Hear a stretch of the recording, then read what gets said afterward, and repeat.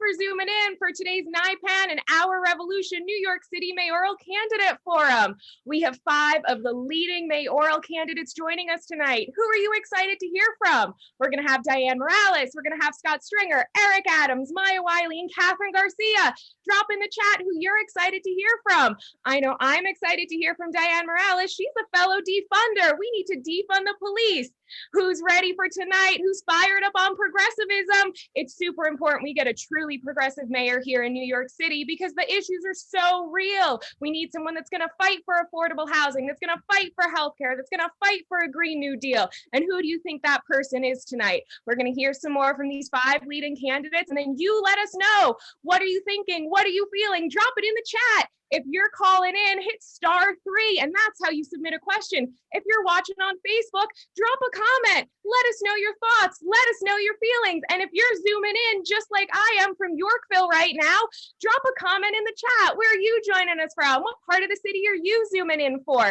Because guess what? The mayor represents all of us. Me in Manhattan, you in Brooklyn, you in Queens, you in Staten Island, and you in the Bronx. So we really got to be sure that the person we choose is a true progressive, has all of our ideals in mind. They're going to fight for affordable housing. They're going to fight for a Green New Deal. They're going to defund the police. They're going to make sure that we have health care for all. So who are you excited to see? Let's see. Anyone popping in the chat? Let me know. Where are you zooming in from? Come on, somebody give me a shout out. Who are you excited to hear from? Like I said, I'm excited for Dianne Morales. She's got a great story, but you know what? I also need to hear a little more from Scott Stringer and Kathryn Garcia. She was really instrumental at the Department of Sanitation, all of that managerial experience, but let's see what her progressive skills are. Oh, I see we have Dianne on the Upper West Side joining us. Oh, we got Brooklyn in the house. Oh, who else? We have Brian from Queens. Thanks for zooming in to join us. Oh, we have someone excited to hear from Maya Wiley and Dianne Morales. I think that's a great combo right there. 2 powerhouse women, because we definitely need more women in government. Right, everyone? What's more progressive than electing a woman as the next mayor of New York City? I know that excites me, and I hope it excites you too. Who else do we have? Oh, I see we have Sarah from Gramercy. We have Felipe from Queens. Thanks for coming in. Who are you guys excited to hear from tonight? Oh, we also have Sarah from Yorkville. Hey, Sarah, you're my neighbor. I'm zooming in from Yorkville too. Oh my goodness. We also have another person, Jonathan, excited to hear from Dianne Morales too. Well, guess what? We're coming up. We have just 2 more minutes and then we're going to kick it off because guess what? We have so many exciting updates tonight. You're going to hear from the NYPAN team. You're going to hear from Our Revolution. And then we're going to hear from these 5 leading candidates and you get to let us know how you feel. Again, drop a comment in the chat right now if you're on Zoom. Comment on Facebook. Hit *3 if you're calling in on a phone so you can let us know your questions. We're going to be asking questions of each of the mayoral candidates, so be sure you drop yours in the chat, you hit *3, or you comment on Facebook because guess what? Your question could be the one asked. How cool would that be? Oh, we have just 1 minute left. 1 more minute. Oh, I see Phil is excited to hear from Eric Adams. Who else? Oh, we have Arlene calling in from Gramercy and Union Square. Oh, we have Anna Darby with 2 Upper West Side women. Phil, I see you shouting out tax the rich. If you look at one of our little volunteers, Patrick Boblin shirt, I think he'd agree with you. We got to tax the rich. That would be a great question to ask one of these mayoral candidates tonight. If you want to ask it, remember, drop it in the chat, comment on Facebook, hit *3 because we only have 1 more minute until we kick it off.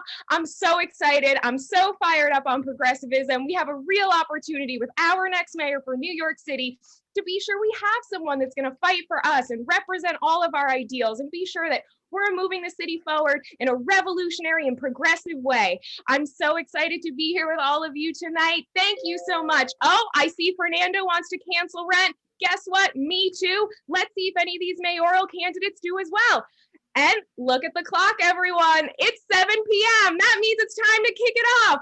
Thanks for zooming in. Thanks for letting me hype you up. And now I'm going to kick it over to Naomi to give you guys a breakdown of all the exciting stuff to expect tonight.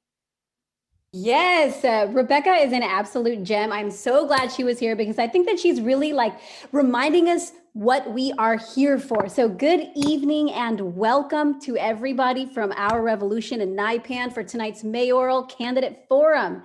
We are so excited to be here tonight with 5 of the candidates vying to become New York City's next mayor. My name is Naomi Zodi, and together with Brian Mangan, I will be your host tonight.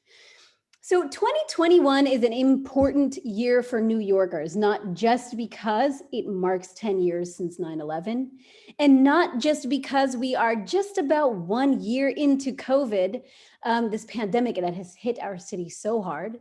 Um, but in many ways, 2021, in many ways, represents a fresh start for us. And it's an opportunity to continue building on this progressive momentum that we have started in the city to get the kinds of policies and representatives that our cities need to thrive and to survive. In the June 22nd primary election, that's going to be this June, most of our city's key leadership positions are going to be on the ballot, including the position at the top of the ticket, which is New York City's next mayor, which will be our focus tonight. We have 5 candidates joining us tonight. We have Scott Stringer, Maya Wiley, Kathryn Garcia, Dianne Morales, and Eric Adams. Thanks, Naomi. As you folks can see, and thank you for joining us tonight, we're really excited about this. We're joined by a number of the most progressive and leading candidates for mayor in this race, and we're excited to learn more about them and about their plans for the city. In addition to the 5 candidates you'll see tonight, we invited 2 others to participate, Andrew Yang and Carlos Menchaca. Unfortunately, neither of them responded to our invitation before the deadline, so we're sorry that they couldn't be here, but we're very excited about the 5 that we have. This forum is going to run for approximately 2 hours, and it's going to have a very special format that we think you guys will appreciate.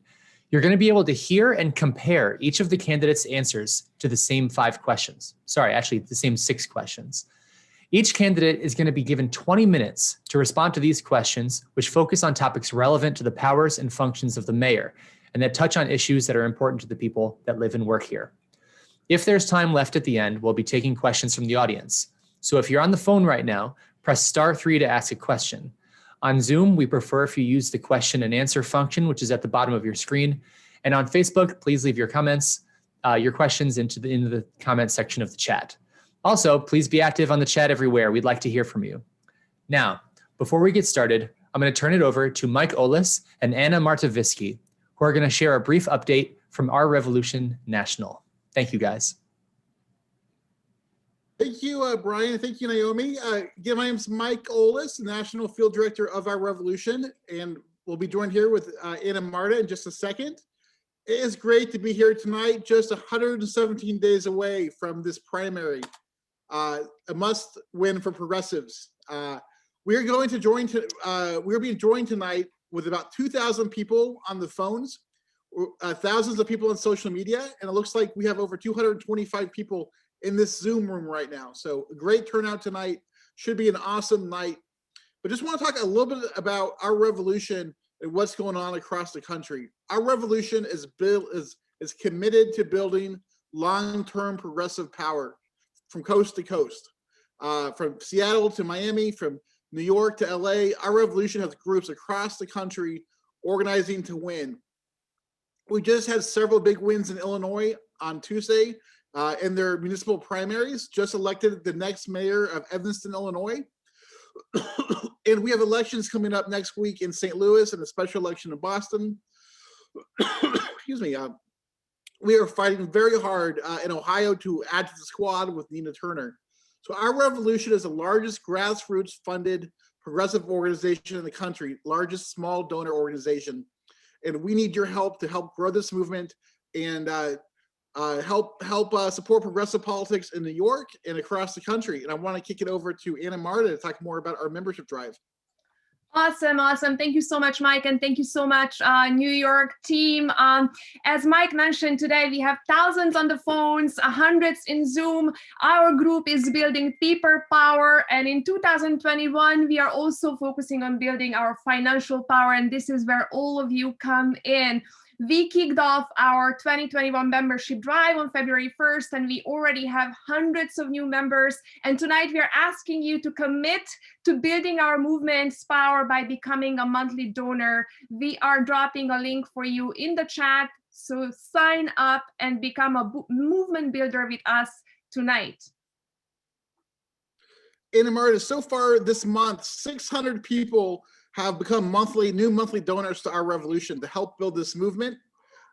We are going to get this mayor forum started here just very shortly. We'll start here in 5 minutes.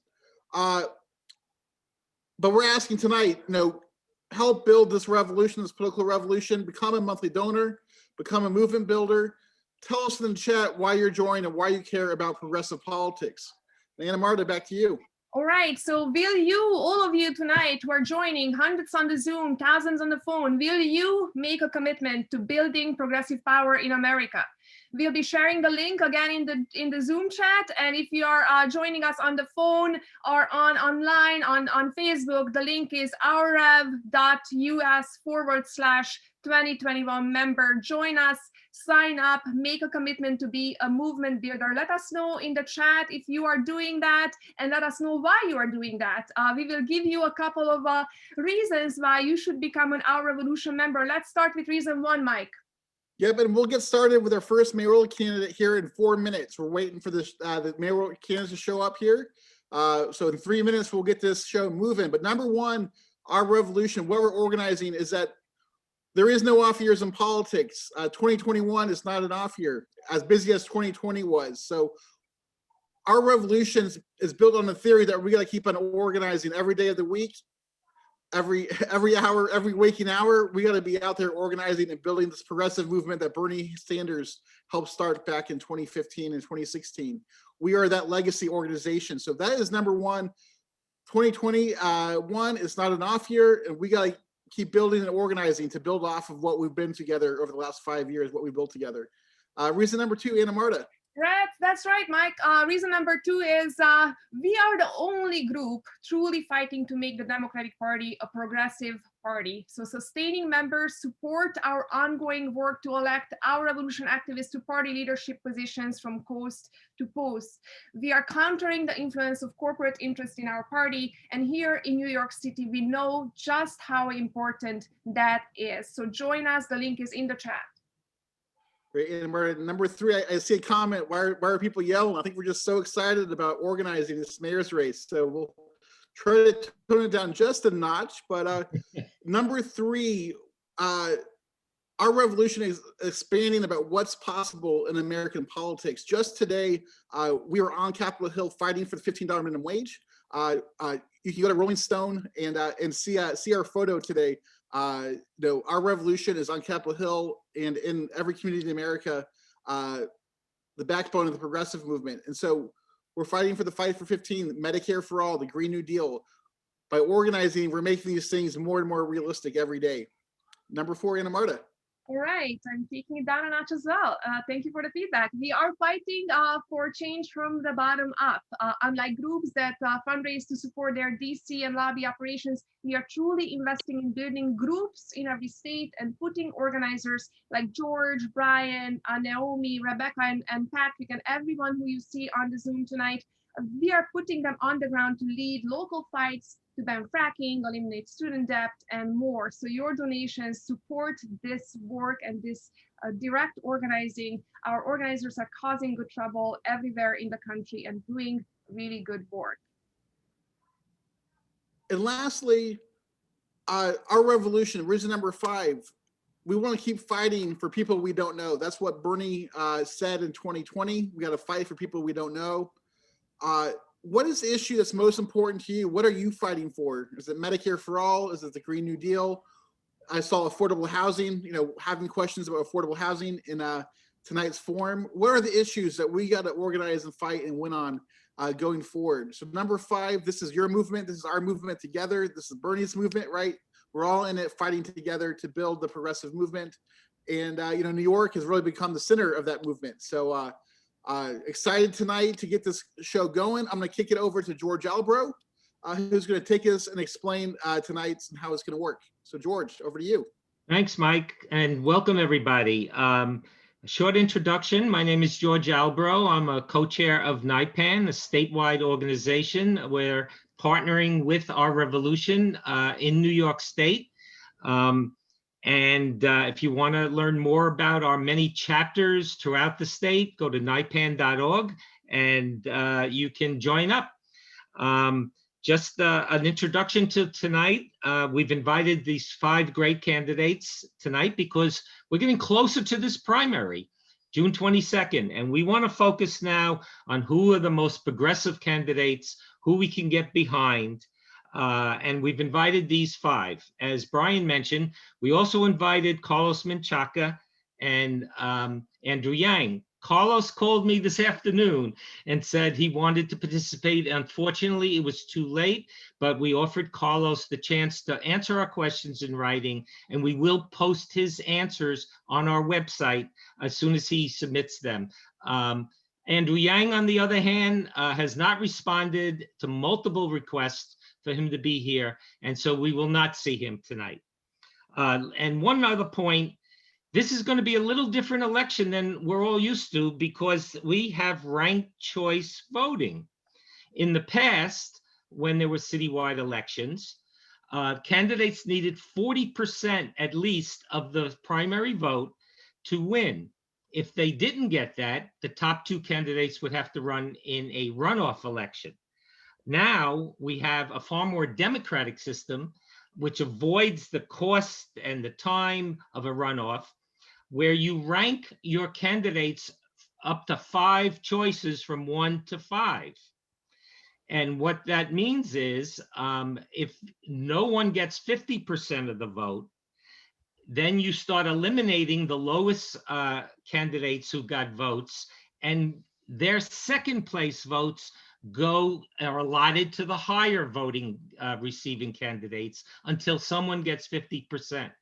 So because of this system and because of the ranking system, which is so important, and it may be likely that no one gets 50% in this race, it's very important to know who the candidates are, what they stand for, and to rank them according to your wishes.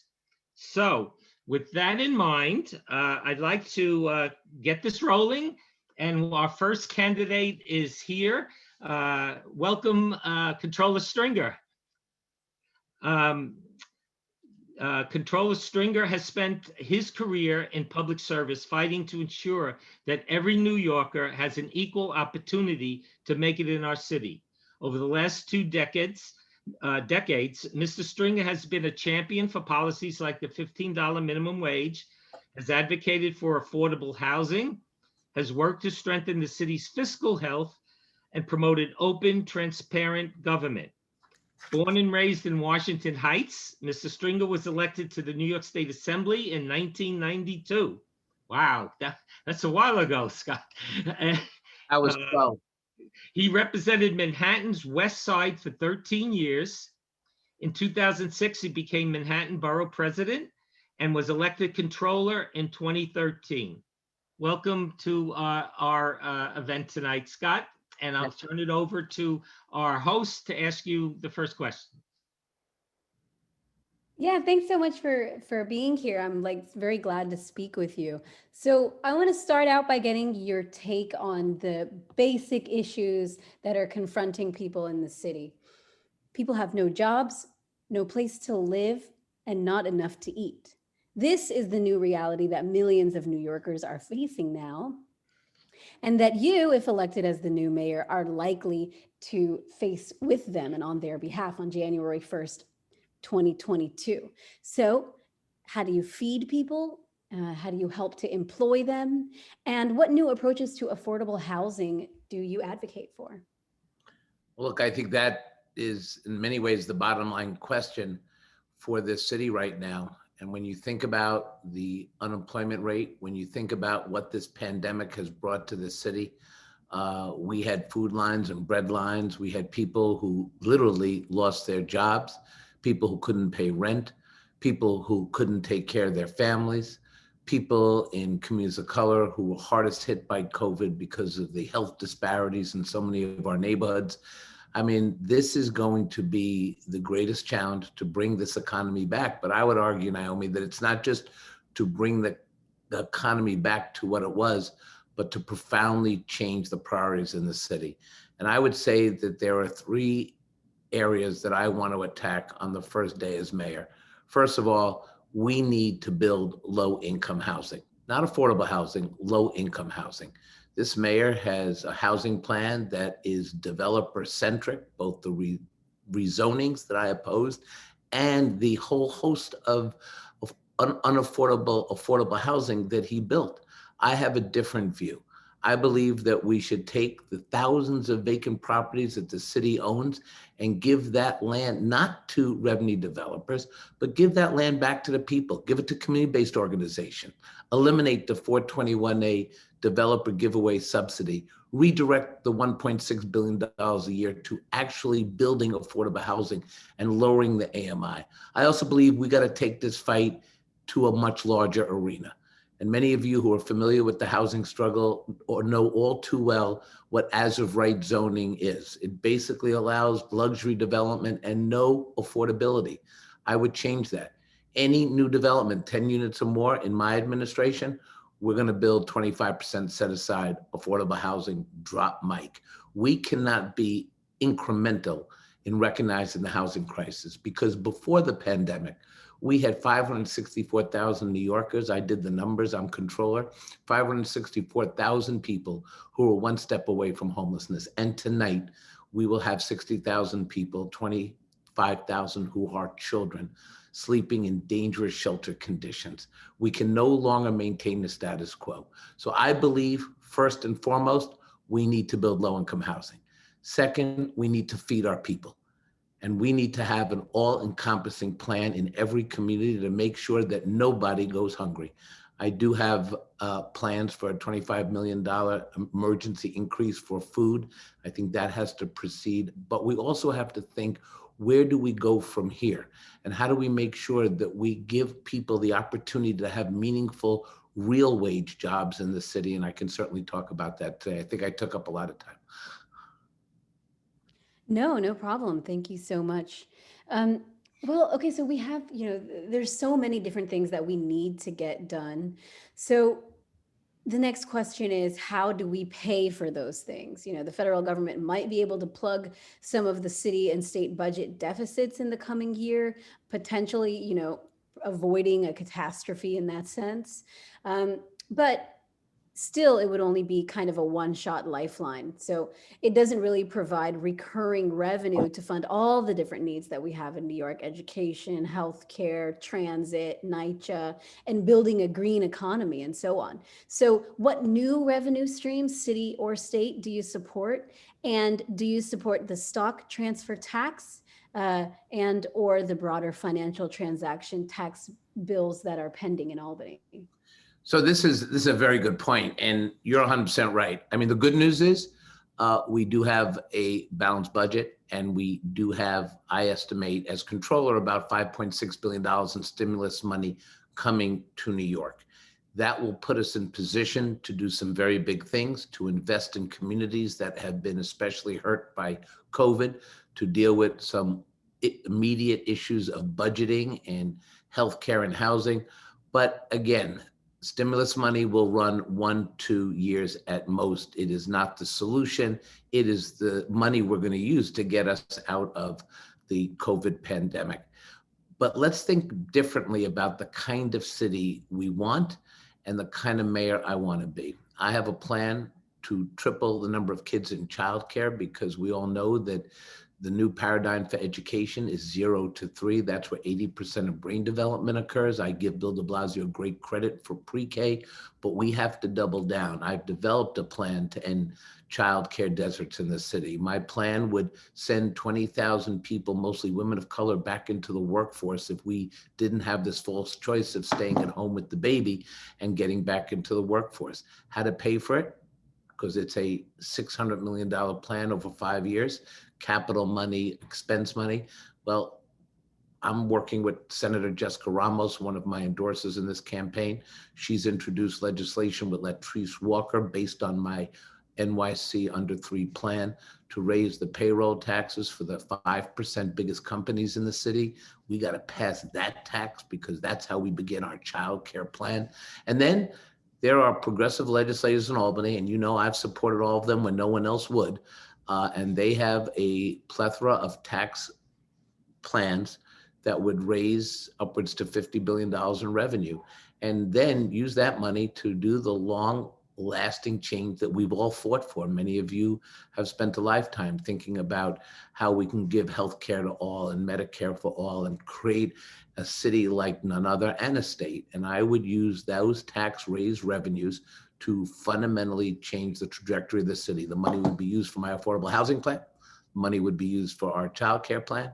The money would be used to deal with issues of systemic racism and making sure that kids have the same opportunities in poor communities that rich kids, or I shouldn't say rich kids, or wealthy parents have. And the way to do that is to ask everybody to step up. And the value proposition you get by raising revenue in Albany and having progressive taxation is, I believe, everybody wins, because we want a city that is aspirational. Think about where we were in the housing fight when you think about NYCHA. NYCHA was aspirational housing. When I was growing up in Washington Heights, there was no difference between where I lived in a rent-stabilized building and Dyckman houses, or where we hung out in the schoolyard. And today, that's not true. You go to Ingersoll houses in Brooklyn, you see Ingersoll collapsing. That's right, literally collapsing this public housing development. But across the street, you see luxury development. We need $45 billion from the federal government and the state to change the lives of 400,000 people at NYCHA. How do I know this? I've done the audits. I did the more investigations in NYCHA than any controller in the past. I know where the boiler problems are, why the stairwells aren't fixed, why kids are being poisoned because of lead paint. We need the dollars to fix these problems. But I would also say you need a progressive mayor who actually knows how to govern, who can walk in on day one and make these changes. And that's my candidacy, a progressive who has real government experience. We've got to get people off the steps of City Hall and inside governing this town. And that's what we're going to do. Thank you for that. Okay, healthcare. Many of the 600,000 New Yorkers who lost their jobs in the past year have also lost their employer-sponsored health insurance and cannot afford to replace it. Do you support the New York Health Act bill that is building momentum in Albany? I do. I support the New York Health Act. Plus I also support Medicare for All. I'm proud that Gustavo Rivera, who is the sponsor of the bill, is my supporter for mayor, because he knows where I am on the healthcare agenda. And look, for me, this is a little more personal. I lost my mom to COVID. She died in a Bronx hospital. And I remember talking to the doctor, and the doctor said, look, I'm sorry we lost your mom, 86 years old.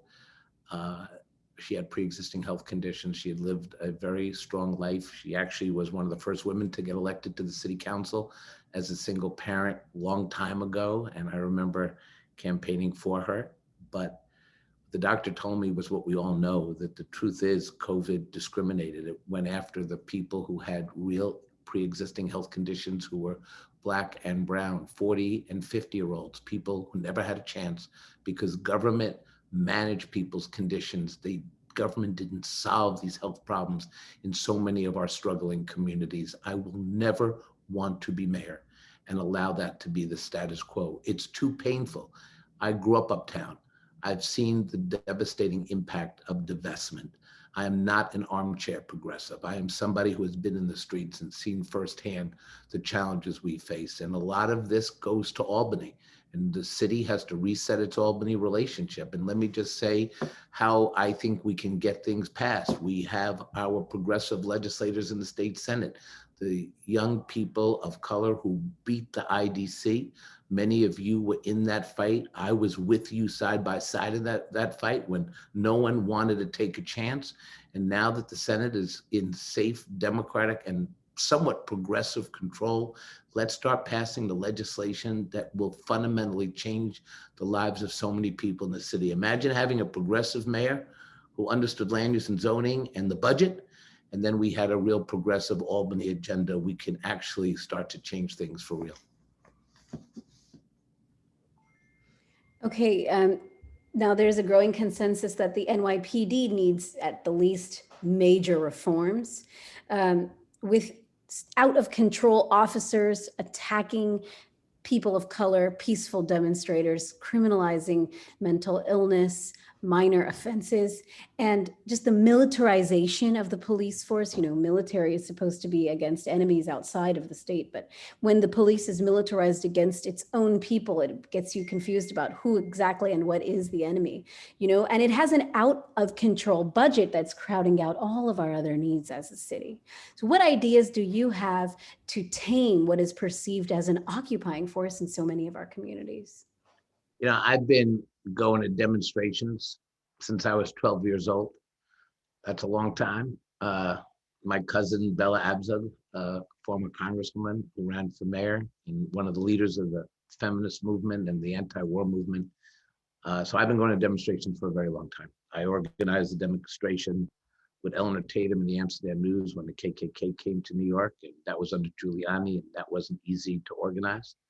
But I never felt more unsafe under this administration than I did during this summer, when innocent people who were protesting for Black lives were beaten with batons, when were attacked unmercifully.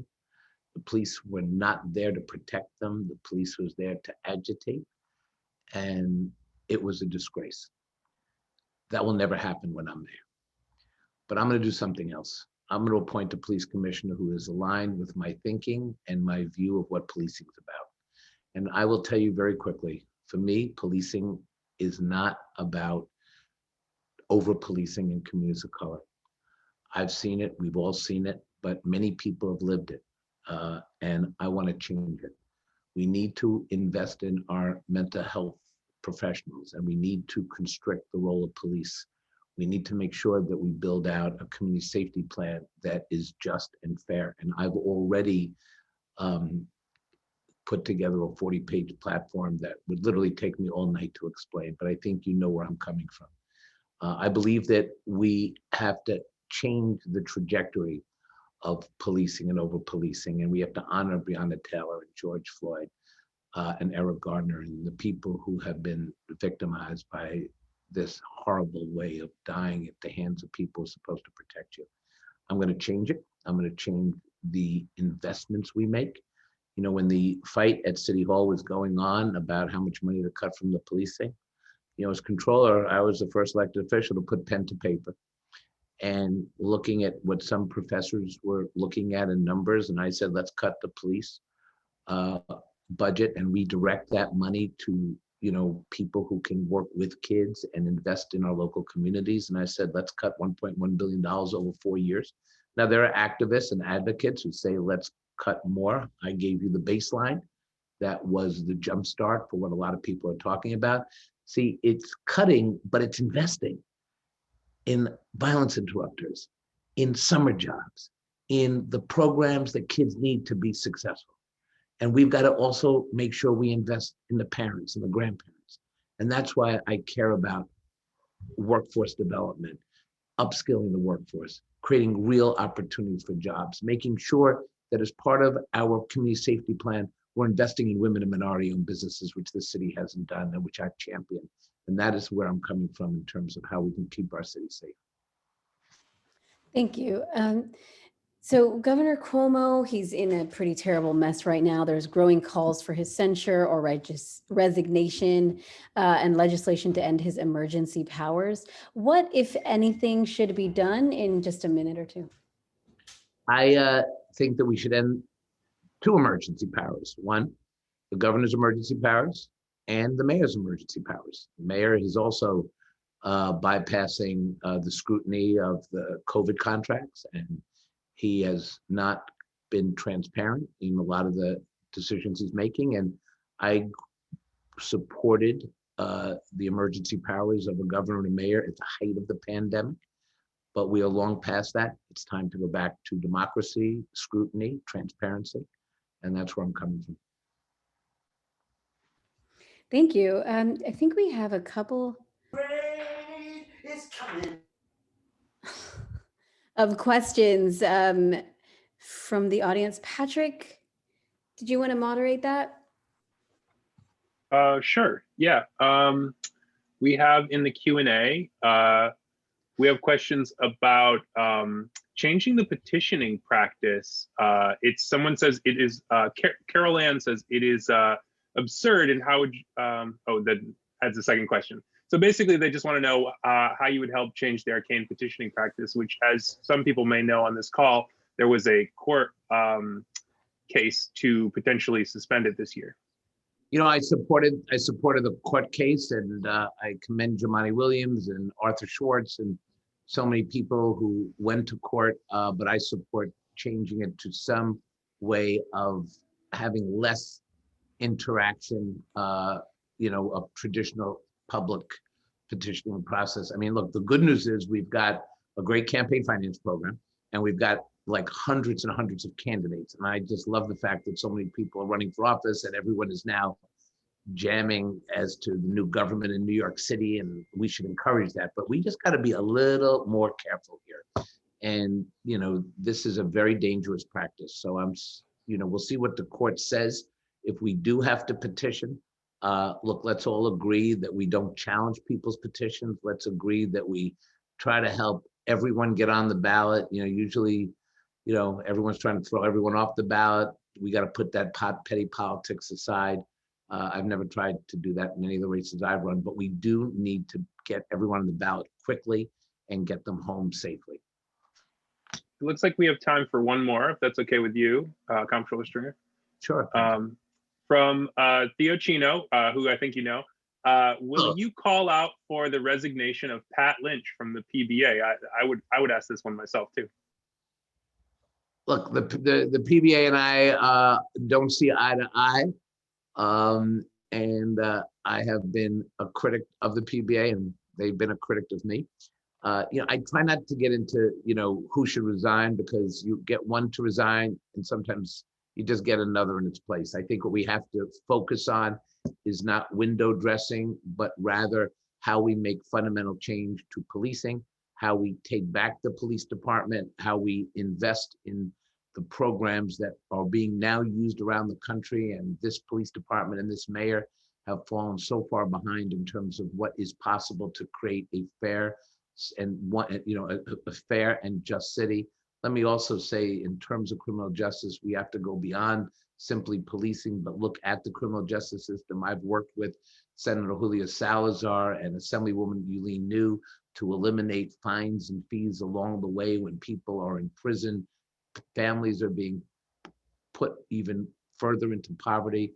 People coming out of jail have this debt because of the fines we give people. So it's almost as if we are criminalizing poverty to a tremendous degree. The only people, in my reports I've shown, the only people who are getting over on this system are the bail bondsmen, who are making $10 million a year. So as part of policing, I do want to make a plug that we have to look at the prison system and the work that we can do. And I'm proud that Senator Salazar and Assemblymember New have worked with me on a lot of these issues.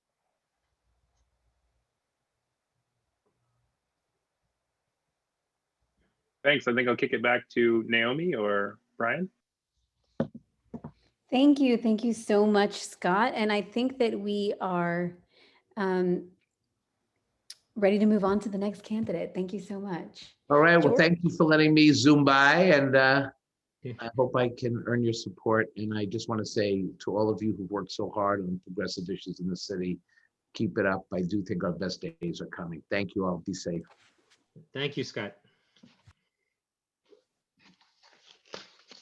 Okay, our next candidate is Maya Wiley. Welcome, Maya. Thank you. It's wonderful to be here. Maya is a nationally recognized racial justice and equity advocate. As counsel to the mayor, she dealt with civil and immigrant rights, women and minority-owned business contracts, universal broadband access, and many more issues. After leaving City Hall, she held police accountable as chair of the Civilian Complaint Review Board and worked to improve public education as the co-chair of the School Diversity Task Force. At the New School, where she served as a university professor, she founded the Digital Equity Laboratory on Universal and Inclusive Broadband. Maya is a veteran of both the NAACP Legal Defense and Education Fund and the ACLU, was a former legal analyst for MSNBC and NBC News, where she argued against Trump's attacks on our civil liberties and democratic norms. She also served as a senior advisor on race and poverty at the Open Society Foundations, which is the largest funder of human rights work the world over. And now I'll turn it over to our host, I guess, Brian. Yep, it's going to be me. Thank you, George, and thank you, Ms. Wiley, for joining us. I actually didn't know that about the Open Society Foundation. That is very cool. Thank you. And So- please call me Maya or I'll feel real old. Okay, Maya, you got it. So actually, we're going to jump right into it. A lot to cover tonight, and we're going to ask you one of the biggest questions first about there being no jobs, no place to live, and not enough to eat, sadly. So this is the new reality that many New Yorkers now face. It existed before coronavirus, and it's just badly exacerbated now. And you will face this issue as mayor on January 1st. So how will you help feed the people? How will you help employ them? And what new approaches to affordable housing would you suggest? Oh, this is such a central and important question, and a big thing that called me into the race as someone who's focused on racial justice for 30 years. So let me start by saying, one, we are going to take the resources that we have in this city and we are going to put them into the ways in which we're going to stimulate this economy in ways that actually solve problems for people. So let me give you a couple of concrete examples. We have a New Deal New York platform already where I will spend $10 billion in the capital construction budget. This is something I can do without agreement from Albany or dollars from DC, and we will invest it. That just means building things and fixing things that need fixing, but that's going to create 100,000 new jobs. We are going to do things like, yes, the Green New Deal type projects where we're getting people to work in good jobs, but also solving some of our climate problems. Capital construction is also how we build affordable housing, and we're going to be paying a lot of attention to real affordability for folks who are at the lower ends of the income brackets, not just at the higher ends. And we can do things like create more protected bike lanes. And we're going to put $2 billion into renovating and rehabilitating NYCHA. But we're not going to just do New Deal New York, even though that's a big and bold policy. I'm also going to create a caring economy, because we know, and if you just take Black immigrant women, 62% have lost jobs because of the COVID economy and this crisis. It's also, we have seen families just hit so hard. Both childcare and elder care were major problems for families in terms of costs in the city even before COVID. So in the caring economy, we're going to create community care centers that are one-stop drop-off centers for care, for childcare, for elder care, or care for family members who have disabilities. That's going to save and put a lot of money back into the pockets of people. We're also going to do something even that I'm really proud of, which is we're going to create a grant program where we're going to put $5,000 directly in the pockets of people, starting with 100,000 of our neediest families that, frankly, can't make ends meet and are often either giving up wages to care for family members or simply unable to care for them because they can't afford to give up the wages. So this is really important to shoring up the folks who've been hit so hard by coronavirus, but it's also stimulative. It is something that helps the economy come back, because when we invest in our people, we solve our problems. And one last thing, just because housing is such an important one, and we're about to put out a big housing platform. But as we know, we have to do everything we can, from increasing rental subsidies, ensuring that we have moratorium on evictions. We're also going to try to take care of some of our small landlords, homeowners. We got a lot of folks who's frankly make their own livings from that, but that's going to help keep our folks housed, because homelessness is an eviction crisis. But we're going to also utilize vacancy as an opportunity, everything from vacant properties and partnering with not-for-profit developers to our shuttered hotels, which we should be buying up right now for the purpose of turning them into permanently affordable housing, including for folks who need supportive services. We will do all those things when I am mayor. Thank you, Maya. Some really great and bold ideas in there, which lead very nicely to our next question, which is, well, how do we pay for it? So, of course, while the federal government may plug the huge budget deficits at the state and city level in the coming year, which will help avoid an immediate catastrophe, this is likely going to be a one-time thing that does not provide recurring revenue to fund the many needs of our city. For instance, healthcare, MTA, NYCHA, and the green economy. So what new revenue streams, either state or city, do you support? And do you support the stock transfer tax or the broader financial transaction tax bills pending in Albany? Yeah, look, I'm very proud to be the first candidate in this race to state clearly and publicly and unequivocally that I support Invest in New York. I do. And that includes, and also stock transfer. Look, we've got the opportunity to bring more revenue into the city because we have so many people who can afford to bring what they have to the table. And that should include those who have resources. We have lots of folks who contribute every day and in every way in the city. And I've talked to lots of wealthy people, by the way, who says, yeah, Maya, I love this city. I'm not going anywhere. So I don't want to hear anymore about we'll lose all our wealthy, because the truth is, and we know this gonna get a little wonky on you, I can't help it, but research even shows that wealthy people move around a lot. That is true, but they don't move out. They keep their permanent residence, and they've chose New York City because it's a great and wonderful place to live. It was never cheap. And unfortunately, what we have to do is focus on it being more affordable for more folks. So that's what I'll do. But I'll also say this, because my plans, every single one that I just mentioned, from New Deal New York to a caring economy and community care centers and care grants, I have said exactly how I'll pay for it. Some of that is, yes, capital construction is borrowing. It's smart borrowing. But secondly, I have said explicitly that for caring economy, I will be cutting the cadet classes for the NYPD and savings that we're going to get from corrections, because we're going to stop criminalizing poverty. We're going to close Rikers. And that is also going to help us pay for those things. And I have one other policy proposal I didn't talk about, but that I care deeply about, which is gun violence prevention. And in that, we're going to create a participatory justice fund, which is going to put dollars in the hands of communities hard hit by gun violence to decide what helps prevent it, like crisis intervention, like mental health services, like more summer youth employment. They get to choose because our community members are our experts. And I will take 18 million straight out of the NYPD budget to pay for it. We've got to have the recognition that when we invest in people, that's what does more than recover us. It also helps us reimagine the city so we can all be here with dignity. And that's why I'm running. Thank you. All right, so the next question is going to be about healthcare, which obviously very important right now, as always. But many of the 600,000 New Yorkers who lost their jobs in the last year have also lost their employer-sponsored healthcare along with it and can't afford to replace it. So specifically, do you support the New York Health Act bill that is pending in Albany, and what else will you do to help bridge the gap?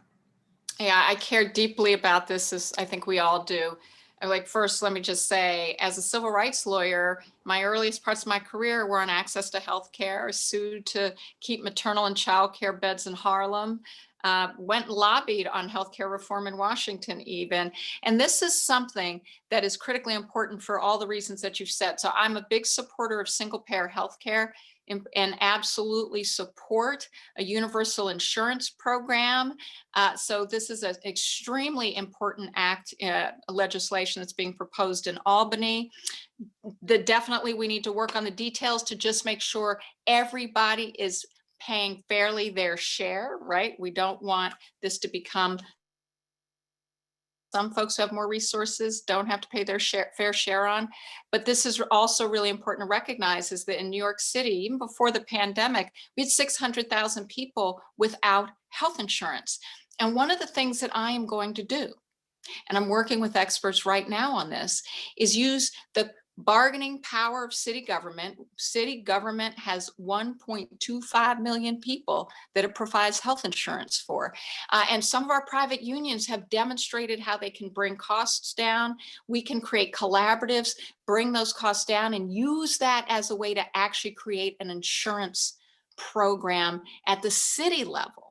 That we can do even before we win what we need to win in Albany, because we should be a model as a state for just how we make sure there's universal insurance for our people. But we will get this done in New York City when I am mayor, and we'll do it in a way that ensures that it doesn't matter whether you have legal papers to be here or not. You're one of our residents. It doesn't matter if you're undocumented, you will get health care. That is a truly wild number when it comes to city employees. But I'm sorry, just specifically, did you say that you support the New York Health Act as written? Yeah, well, look, I want to make sure the details, it works the way we all intended to. I'm a big supporter of single payer health care. So I am really excited about the act and looking forward to working to ensure it works exactly how we need it to. So it works for all our folks. Thank you. Now, you actually anticipated part of the next question as well, the pattern, but there is a growing consensus with regard to police misconduct that the New York City Police Department requires major reforms. We have officers attacking peaceful protesters and people of color on the streets, criminalizing mental illness and minor offenses. We've seen the shocking militarization of the police force. And the budget, obviously, crowding out other needs, which expanded by more than $1 billion under Mayor de Blasio.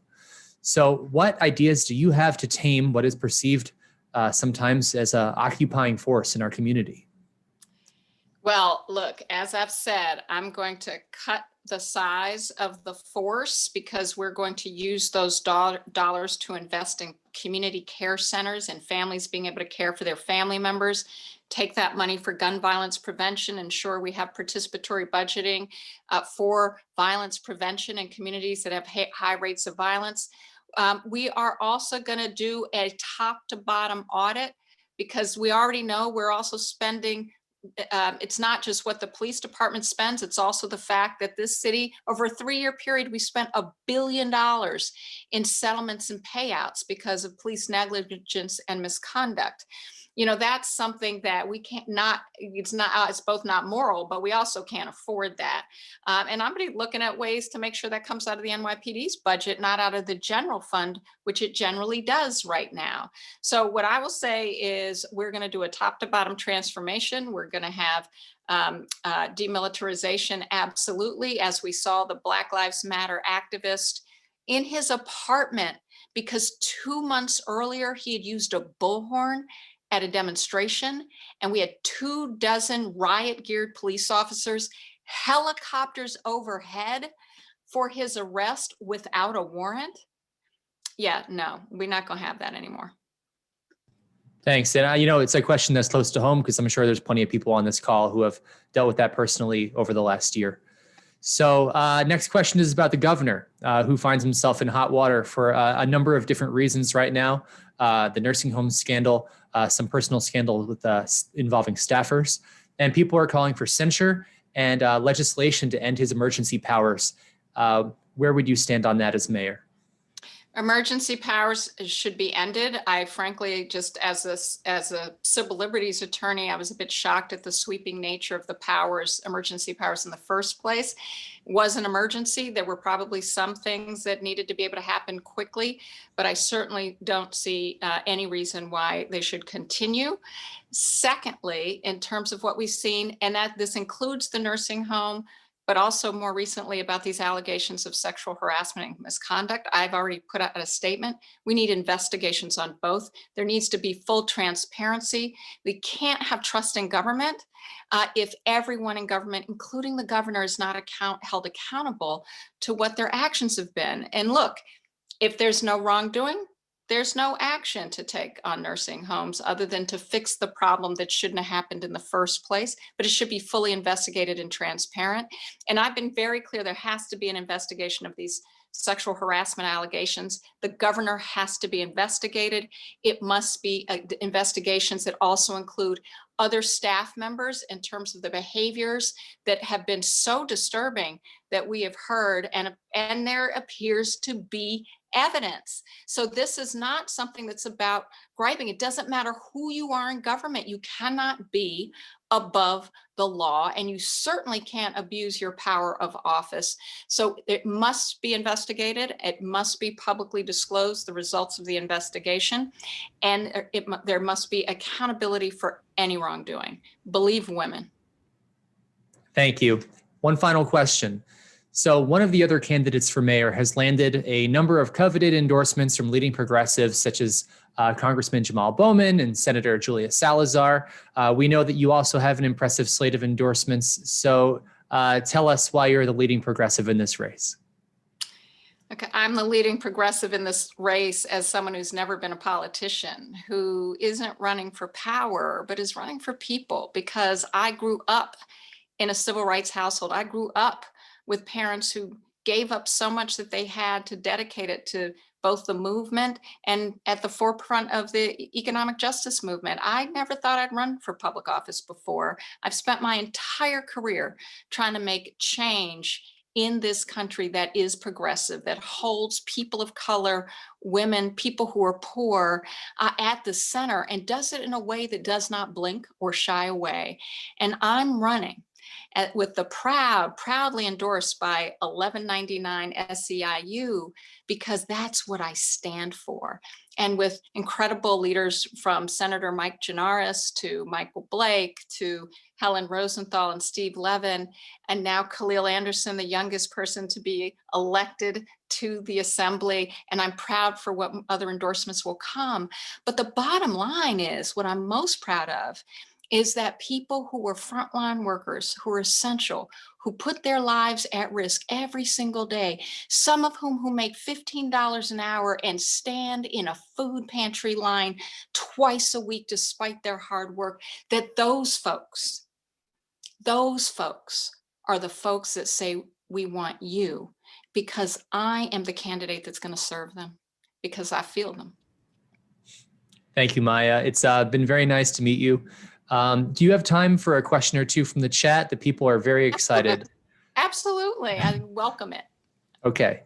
Naomi? Excellent. Thank you so much. So I will moderate a couple of questions from the chat. Let's see. There's a bunch of really good ones. I'm going to go to one from the phones. Okay, so the thing is, there's a lot of landlords, you talked about this a little bit, but a lot of landlords who are just simply not going to see all of their money. People are not going to have the back rent when the moratorium ends. What do we do about this? We do rent subsidies. We got to get people, look, people have to be able to stay in their apartments, because the homeless crisis is an eviction crisis, and we need to understand it that way. So look, I've been very clear that I will take just the 251 million we already know is coming from relief packages and make sure that we are continuing to keep people in their homes. But we're not going to stop there. We have to increase the subsidy structure. We have to make sure the subsidies are real in terms of making sure that folks who are homeless can actually rent an apartment. We're going to work on more affordability, of course, as I've already said, for people who are low income. But look, we're not going to stop. We're going to continue to make sure we're investing in New Yorkers, and that does mean rent subsidy, because in this crisis, because we have 400,000 people potentially at risk of eviction because of this COVID crisis. 200,000 were at risk before COVID. That's before COVID. So this is not something that is theoretical, but it also can't be tolerated. And we will also put more money into legal services, because it has been so effective at helping folks also stay in their homes. And that's what we'll do.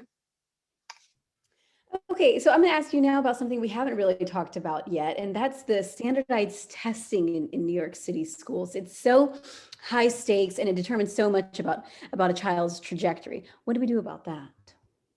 Look, I'm not a proponent of high stakes testing. I was really proud to co-chair the School Diversity Advisory Group with Hazel Dukes and Jose Calderon, and 42 stakeholders, everything from, students who are in Integrate NYC and in Teens Take Charge, to parents, to teachers, to principals, and we all agreed that in our recommendations, we said, look, no more discriminatory admissions practices. We got to recognize that all our kids are exceptional.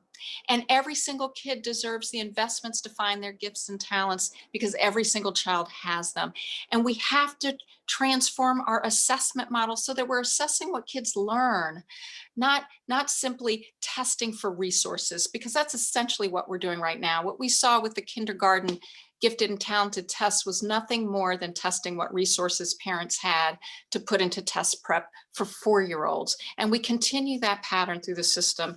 And what we need to do is recognize that it's not working for us and that what we have to do is change it. So I stand by our recommendations in the group, but I also say that in the time of COVID, we've seen that we must radically transform how we're thinking about delivering our education so that it's working for all our children. Because right now, as we know, that's everything from internet access to making sure we have things like arts and music to recognizing that our kids need trauma-informed care because they're traumatized. All of those things should be at resources that are available to every last one of our kids. And that's what I'm going to work on. Okay, okay, one last question. Are you taking money from real estate developers in the race? I am not, nor am I taking money from lobbyists, nor am I taking money from fossil fuels, corporate PACs. I am so proud that we have 7,000 donors, more donors than any other campaign reported, and 75% of our donors gave $100 or less. So we are truly people powered and we are proud. That's great. Thank you so much. Actually, I'd like to keep going. I have a couple of more questions coming in. So how would you deal with police unions? Let me just say one thing. We're going to put the public back in public safety. And what that means is it's the public that is not just protected, which must be protected from crime and from violence that police officers perpetrate. But also that means putting the public back in charge of what the rules of the road is and what police can and cannot do, and making sure that they are accountable for what they do. But that means not that police can't have collective bargaining, because I believe in unions. I am pro collective bargaining. I believe every worker has the right to come together with every worker for fair and safe terms and conditions of employment. But you do not have the right to say that you can abuse power and get away with it, period. So the way I deal with it and the way I think about the unions is, we want a collective bargaining about what is fair and just in terms of employment practices. Cool. That's what I'm here for, because I believe all workers deserve that. But once we get past that, once you try to use the position and the power to be a bully in the public sphere to say that there should be no accountability for, say, killing Eric Garner, I just don't listen, because the reality is that's not the role of police union. That's not the role of unions. It's not to say when we abuse our power, we're going to use our power to protect public servants. Public servants serve the public, and that's how I will approach it. I'm not a politician, so you can't scare me because you attack me in public, because I'm not here for that. I'm here for the people. So that's the way I'll approach it. Do you have any thoughts on on having an elected review board? Yeah, I do actually. Look, I think it is incredibly important that we strengthen civilian oversight. I'm going to be a strong civilian mayor. I'm going to make sure we do it in collaboration with our local leaders, our elected leaders. I want to look really hard at how we do that. And I want to have a public conversation about how we do that in a way that really does put the public back in public safety and also in transparency and police accountability. And it cannot be, and I will not stand for, the police commissioner having sole discretion and final say over police misconduct. Absolutely not. But I also want to make sure we're protecting it so that it's true public representation. I do worry about the power of some groups in the election process. So I want to make sure that we have a truly representative process, that we have something that really enables voice of communities, particularly communities that don't come out in large number to vote. Because every community needs to have a voice and power in the process. And I believe deeply in that. Fantastic. Thank you so much, Maya Wiley.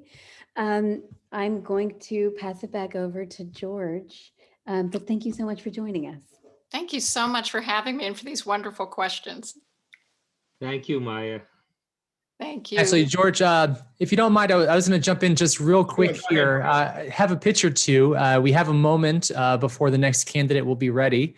So obviously, I'm loving the format of tonight's forum. I think it's really, really helpful to hear the candidates answer the same questions, see how they tackle them, and kind of have a chance to listen closely and make distinguishments between them. So that's a wonderful thing. Also, I mean, the bottom line here is that, this is a NYPAN and Our Revolution call. And as Anna Marta and Mike mentioned at the beginning, the bottom line of all this is we're not just vetting candidates, but we're organizing.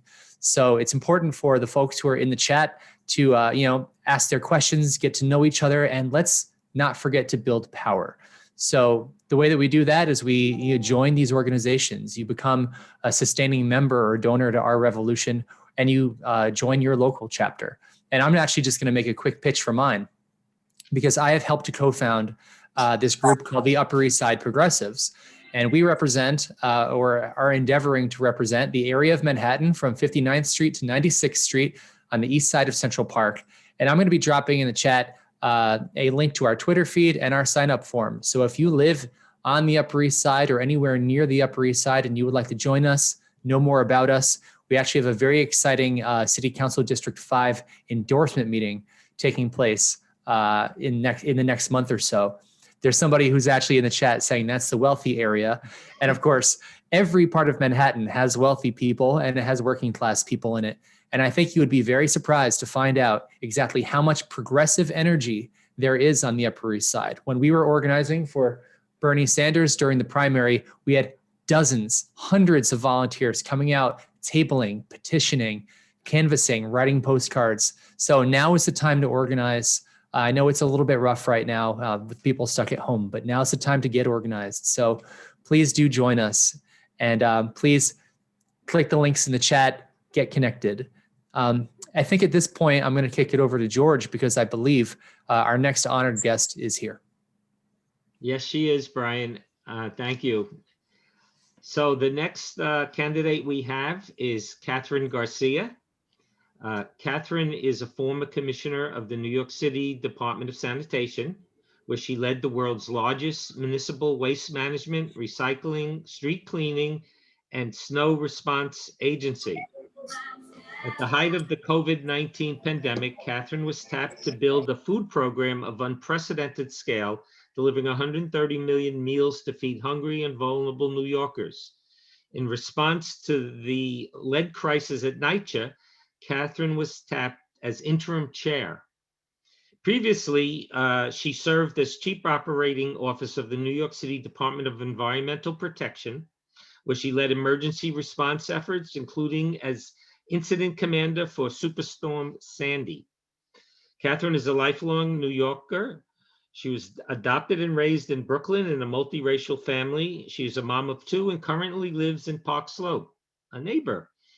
Kathryn is running for mayor of New York City to bring her experience and leadership to deliver services to improve everyone's lives and build a more sustainable, equitable city. So welcome, Kathryn. And I guess I'll turn it over to Naomi to ask the questions. Hi, Kathryn. Welcome. It's so good to have you here tonight. There you are. Yeah. So what we're going to do is get started with the question really about like just the basic needs that are facing so many New Yorkers. So people have no jobs, have no place to live, and people have not enough to eat. That is the new reality that is facing millions of New Yorkers, in which you, if elected the new mayor, would have to guide the city through. So, how do you help to feed people? How do you help to employ them? And what new approaches to affordable housing do you advocate for? So, I absolutely learned during COVID that food insecurity is not new. It is something that has been with us for years and that we have accepted. We have to rebuild our food infrastructure. We need to make sure that there are food pantries, but also that everyone is accessing SNAP and that we are feeding our elderly. I have delivered over 200 million meals during this crisis. I know the level of need. We have to make sure that we have the infrastructure and don't silo it. You know, we just do, are you elderly or are you a kid? We have to be much more thoughtful about ensuring that there's a network for people who are hungry. But also, we need to reopen this economy. Nothing is affordable if you don't have a job. And we need to make sure everyone has opportunities and economic mobility moving forward. That is critical because we want people to get into the middle class. We want to ensure that that happens. And I believe one of the ways that happens is through unions. Could you say more about affordable housing plans that you have?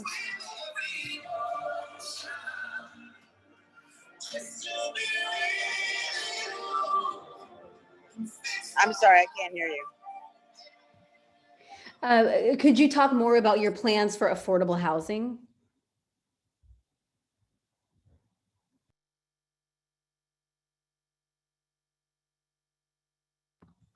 Can you not hear? You can't hear anything? Sorry, I apologize. I thought I got muted. So I wanted to, what you were asking about is in terms of housing? Yeah, affordable housing. What kind of affordable housing plan do you have? So my first and foremost priority is that we need to focus on NYCHA and stabilize those buildings because doing nothing is a choice for condemnation. And I know that they don't need a new plan. They need money to renovate right now. And that is possible through public-private partnerships. But we also need to continue to build affordable housing. And one of the things that's true in this crisis is that there will be spaces that are available to convert, whether or not that's hotels or offices that are not coming back. And so we need to make sure we are efficiently using those to make sure that we give people homes. I mean, like at the end of the day, these are homes for people. And that is what I would be doing. Thank you. So we have so many needs facing the city.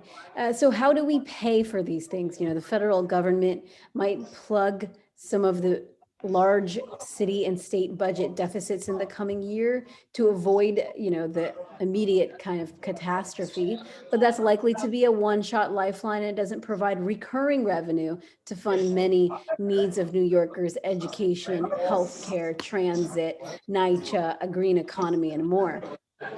So what new revenue streams do you support, city or state? And do you support the stock transfer tax? And or the broader financial transaction bills that are pending in Albany? So what I would say is that this economy has to grow. If it doesn't grow, we can't pay for anything. We have to get people back to work. And that is about also ensuring fundamental city services. We have to have city services that keep our streets clean, keep people safe, get kids back into school. That's absolutely critical. But beyond that, no, I don't support a stock transfer tax because they'll just leave. And I saw this during COVID. You know, when things got bad, people decamped, and garbage collection in Manhattan fell by 20%. Like there literally were no people in Manhattan. And so we have to be cautious about how we deal with this moving forward. I am very pro progressive taxation in the federal level, but I don't want states to compete with each other. We've got to stabilize our tax base.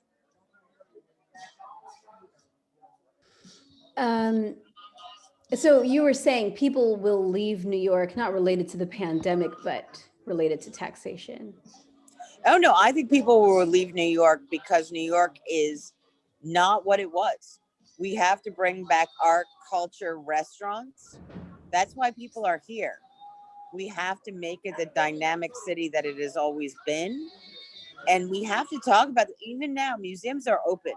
We're not talking about the fact that museums are open and they are places for respite and culture as we move forward. Thank you. Okay, healthcare. 600,000 New Yorkers have lost their job in the past year. Many of them also lost health insurance and cannot afford to replace it. Do you support the New York Health Act bill that is pending in Albany? You're muted. I believe that we should have a public option for healthcare, but it is not just about insurance. What we learned in COVID was that it's also about access.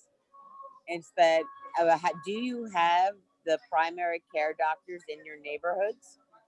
Do you have the cardiologist in your neighborhood who's going to make sure that your hypertension's under control? That is what's important. So you do not support the New York Health Act? I support a public option. Okay, thank you. Police misconduct, there's a growing consensus that the NYPD needs major reform.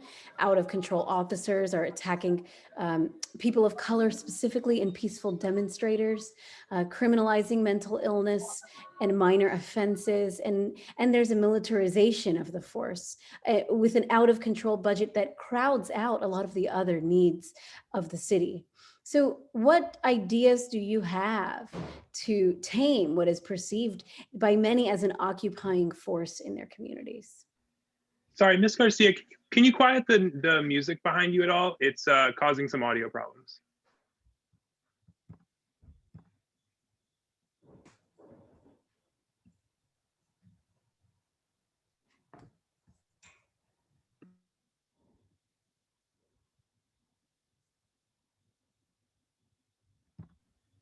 Have we lost her?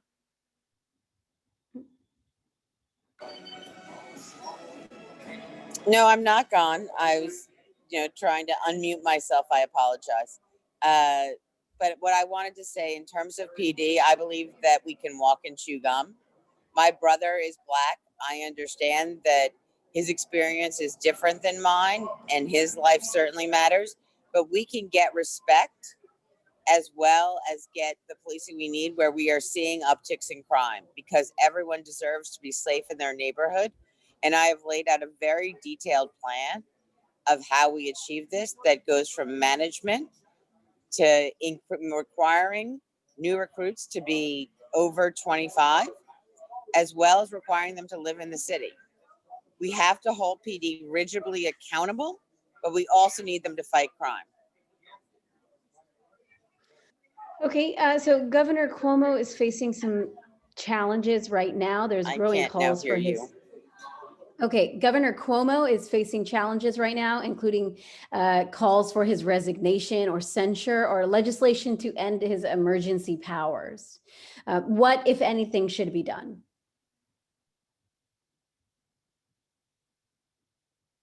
I honestly couldn't hear you. Okay. Is there a problem with my audio, or I don't know, but I Governor still Cuomo. Can't hear you. Okay. Governor Cuomo is. I got nothing. We're actually, we're getting texts that we're out of time, Naomi, from Anna Marta. So we might have to move on, unfortunately. Okay, well, thank you for joining us. I'm not sure how to tell you, but that's going to conclude this portion of the evening. Thank you. All right, thank you guys. And thank you to Kathryn Garcia for coming to the panel tonight. Interesting to hear some of those answers, certainly. I think very quickly before we get to the next candidate who has joined us, we just want to remind everyone that Our Revolution and NYPAN are helping to lead the political revolution here in New York State, working together. Upper East Side Progressives is an affiliate of both Our Revolution and NYPAN. There's also Grassroots Action New York and several other chapters around Manhattan, Brooklyn, and around the state that are doing the same thing. So we have a couple endorsed candidates that we would love to mention tonight before we move on really quickly. We've endorsed Brad Lander. We've endorsed Jumaane Williams for public advocate, and at least two city council candidates, Maria Ordonez in Council District 7 and Arthur Schwartz. I believe it's Council District 3 for him. It's Chelsea area. So next, we're going to kick it over to George, who's going to introduce our next honored guest. Okay, thank you, Brian. Our next candidate is Dianne Morales. Welcome, Dianne. Hi, thank you for having me. Sure.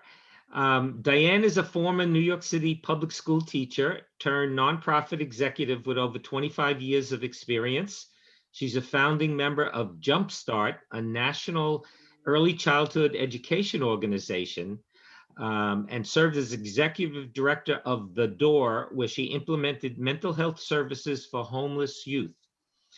Most recently, she served as CEO of Phipps Neighborhoods, where she oversaw the implementation and operation of several supportive housing programs. Her leadership and advocacy in education, employment, and social justice have improved the lives of New Yorkers in some of the most under-resourced neighborhoods and created permanent pathways out of poverty for single moms, LGBTQIA youth, and formerly incarcerated and the homeless. Dianne is committed to providing access for all New Yorkers to housing for all, excellence and equity in education, radically reimagining public safety, and a solidarity economy. I love that phrase. Thank you and welcome, Dianne, and I'll turn it over to Brian. Thank you. Welcome, Ms. Morales, or Dianne, if you prefer. Yes, please. We're going to jump right into it. We're going to get back into the questions. We're asking all the candidates the same questions, so this is going to be your opportunity to feel the same thing as the others. So we're going to get right into it. At the moment, we're facing a crisis with no jobs, no place to live, not enough to eat. It's a new reality for so many New Yorkers in the city before coronavirus and especially now.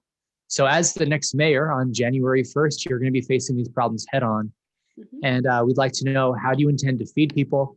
How do you intend to help employ them? And what new approaches specifically to affordable housing will you be advocating? Welcome. Thank you. Thank you for that very rich question. So, you know, we're at a crossroads in our history, and I think it's really time for us to not just deal with the crisis at hand, but to also reckon with the pandemics of pre-existing social conditions that for too long have been reflected in a lack of access to affordable housing, in a lack of employment that allows for economic stability, and a lack of access to quality education and healthcare that really have wreaked havoc on our communities.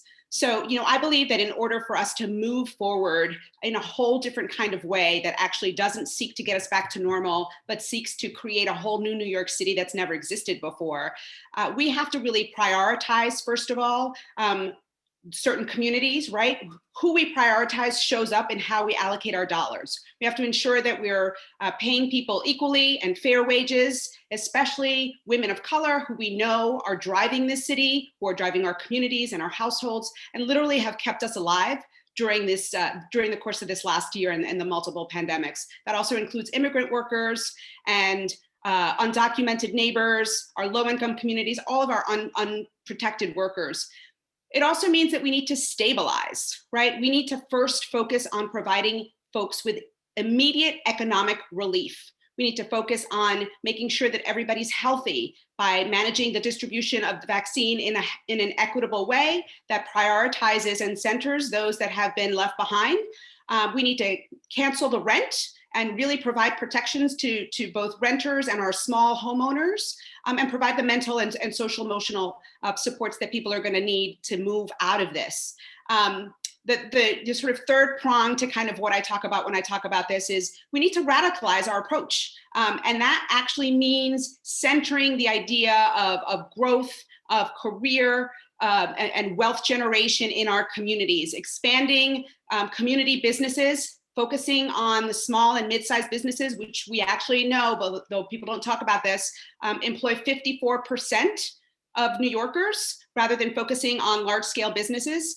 We need to expand worker-owned cooperatives, expand worker rights, support diverse leadership, increase training and career development opportunities, and really focus on centering the recovery and the growth of our communities that have been most harmed moving forward. That's what I mean when I talk about transforming leadership and a radical reimagining. We can choose to actually rebuild New York City in a whole different way that has never actually existed before.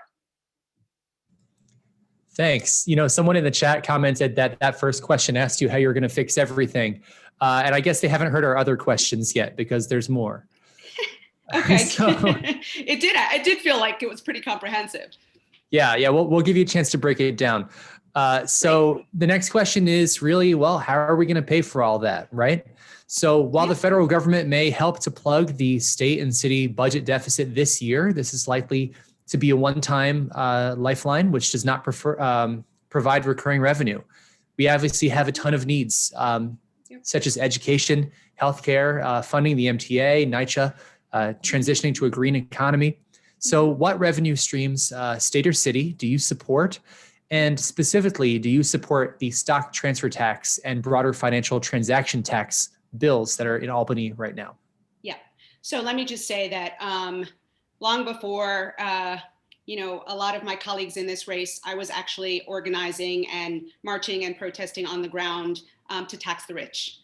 So I am 100% in support of the Invest in Our New York package that is up in Albany, and believe that we need to move aggressively to make sure that those who have profited off of the backs of our most marginalized and most vulnerable, in particular during this past year, actually pay their fair share and contribute reasonably to the recovery of our city. So that's one of the things that I think is critical. But what I talk about a lot when I talk about generating revenue for the city is, part of it is I think it's problematic that we talk a lot, that we focus so much on the gap in the revenue. The reality of it is, I understand we're not going to be in the same place a year from now than we were 3 years ago. But that being said, we are still the wealthiest city in the country, and we still have quite a bit of resources. So, when I hear that talk, sometimes it feels like it's code signaling to the low income and those that have borne the largest brunt of the burden that they need to tighten up their belts and be prepared to shoulder even more of it. The reality is that we have resources, and we need to prioritize how we allocate those resources in such a way that we are elevating and prioritizing our low-income Black and Brown communities. So I would also look at, I've talked about and called for defunding the police, divesting in policing and investing in communities. I think there are lots of other things that we could look at in the budget that we have control over, in addition to what I talked about before in terms of taxing the rich and applying pressure on Albany. I also think that we could be looking at a land value tax and adding that. I think that one of the things we should be looking at is how we tax large international corporations that are really not paying their employees living wages, right? By not paying, we're talking about large international corporations, by not paying their employees in New York City living wages, they're actually creating increased costs for the city by virtue of adding stress to our safety net. So they should in fact be paying to support those employees. If they're not going to pay them as in terms of wages, they should be paying them on the back end and supporting them that way. So, I think that those are a variety of different ways that we could be looking at increasing and providing, both reallocating the dollars that we do have in ways that are more effective and directly impact our communities, and increase the revenue generation in general. Thank you. I don't know if you guys have time limits on these answers, so. We do, but you haven't gone egregiously over yet, so Okay. We're good. The next question is going to be a very major topic, of course. It's going to be on healthcare.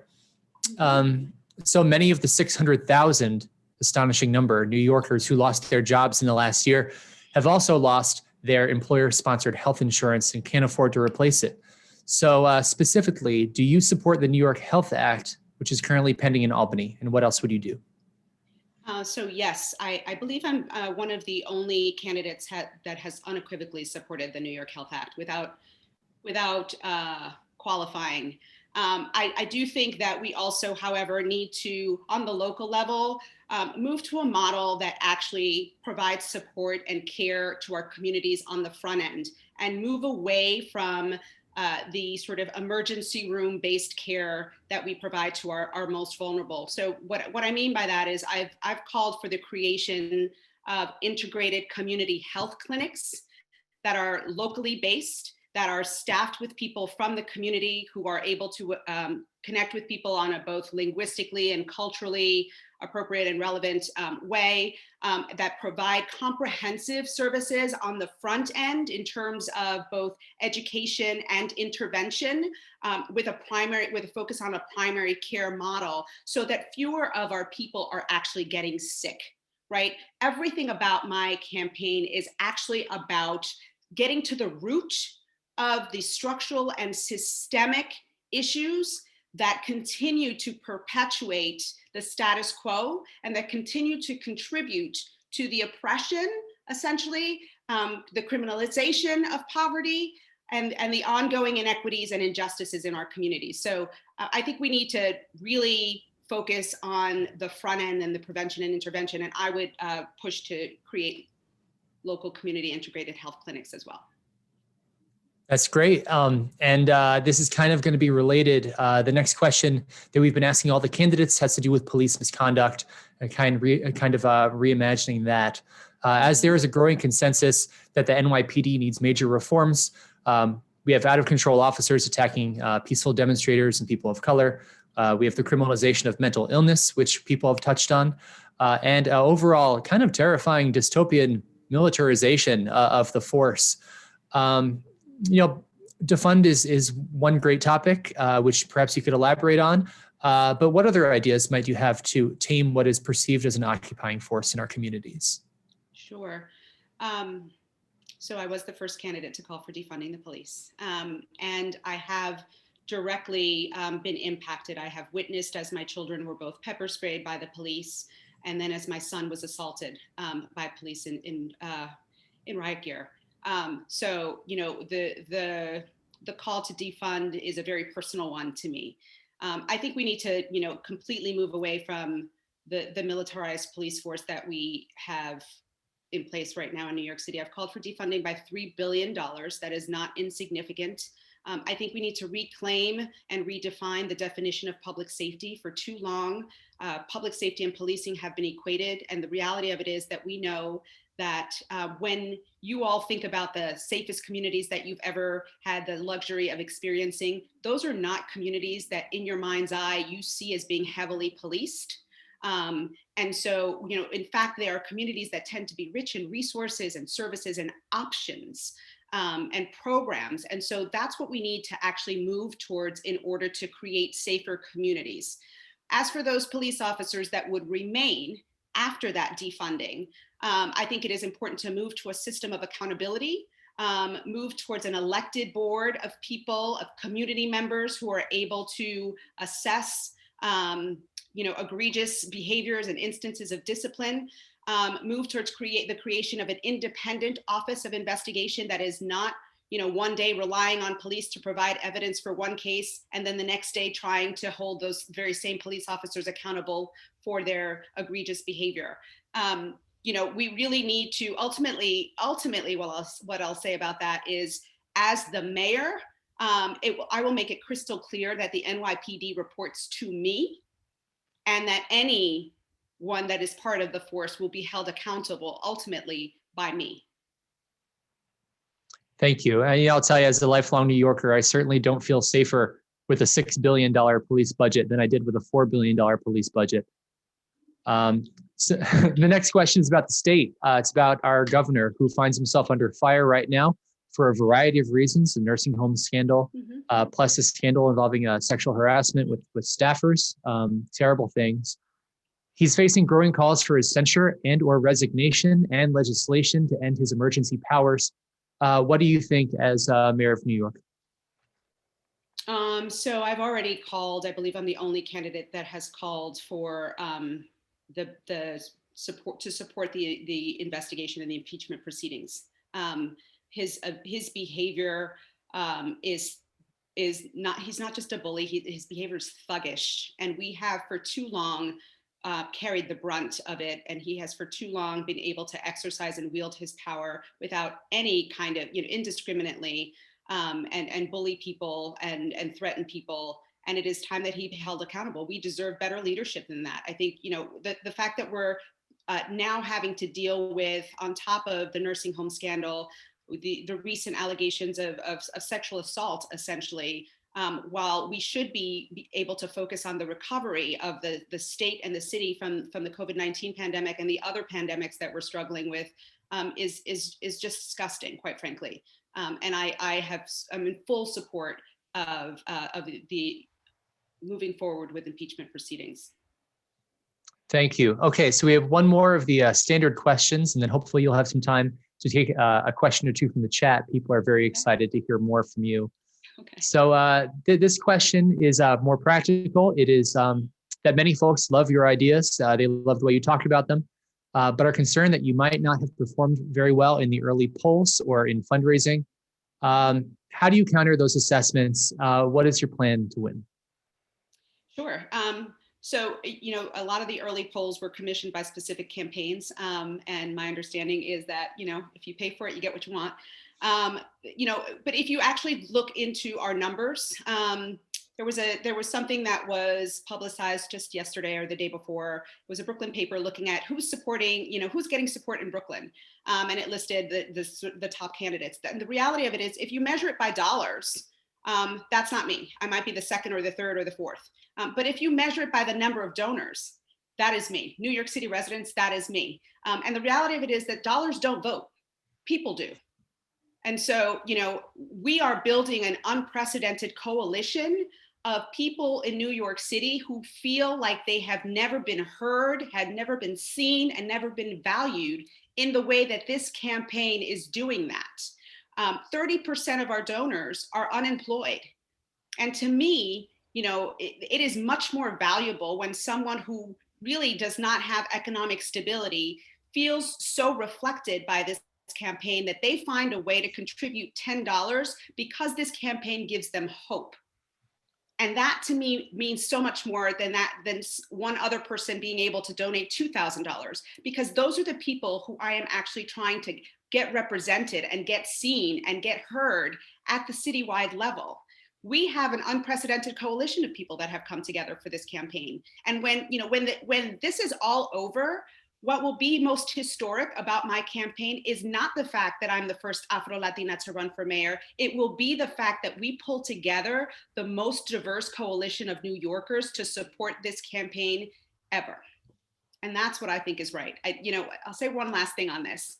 For so long as we continue to apply the criteria for viability that has always been applied to our elected officials, we are going to keep getting the same outcomes. If we want something different, if we want change, we need to have the moral and the political courage to actually push for that change. And that means not settling for the same standard criteria that resulted in the situation that we're in today.